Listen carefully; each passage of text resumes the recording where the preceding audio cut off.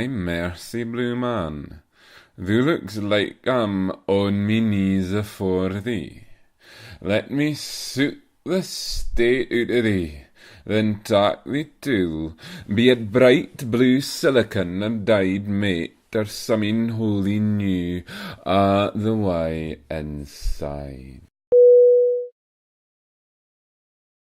It is a personal reflection on a body of work that I made 7 years ago, Matto, and this one which I've created, Matto, is a sequel to that work. So based on the Japanese Daruma doll. It's really hard to see like a red-haired, blue-painted figure in a Scottish context now and not interpret it within that context, especially like with the resurgence of Scottish identity and political formations that's going on at the moment. So I just sort of see a Pictish warrior of some kind. Like, it looks like a Pictish warrior to me. The whole process was quite daunting, to be honest, because you don't want to, I don't know, like massively completely miss the point of a piece of art. Was it daunting? It was challenging, definitely. I was really curious as to how this unknown writer was going to respond. So I normally work in immersive installation. So when I do gallery-based work, it's using the whole space within the gallery to create a miniature world, effectively, that is very sculptural, but I also manipulate the lighting and often have sound elements as well and try and include as much phenomena as I can. So I'm a performance poet. That's what I usually am writing for. So I almost always, when I'm writing, I almost always think of it spoken. So I spoke that poem out loud to make sure it worked. And that's just the way that I kind of write it. So I guess I did give it some sound.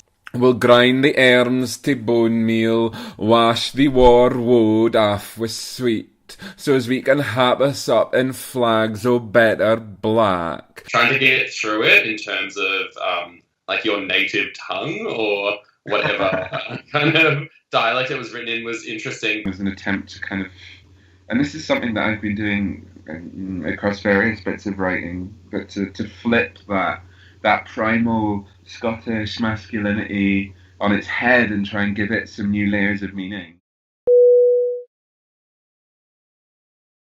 It seemed like I was given a blank canvas and colour had just been sort of injected into this, which I find really relates to coming from a mixed race family and making sense of what it is to have colour injected into you and to behave as a coloured thing. I think it was maybe responding to the form, actually, the kind of collage form, the bits and pieces of different things put together that kind of inspired me.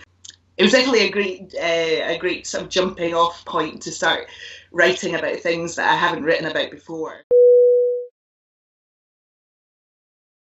I just thought it's too much.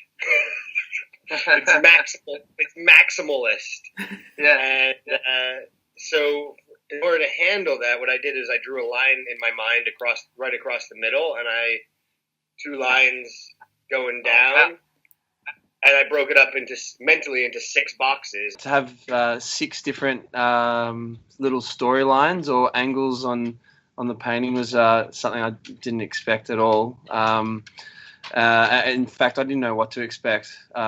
And so it was a delight to see so much content written about my work. Saw through their trunks, to see your innumerable relatives, bobbing amniotically. Everyone who's existed since the eldest heaved themselves out of the primeval mucus.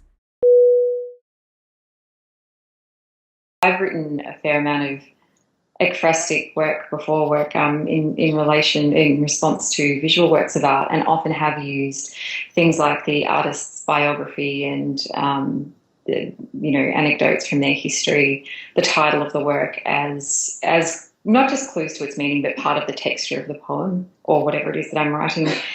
And so in some ways to not have that meant that there were less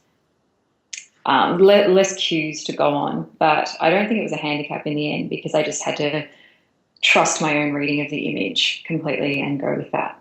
No one ever cleans up their messes as well as they might expect. It's new in terms of its scope, in terms of its international scale as well. It's not something we've done before, and I'm so happy that it's happening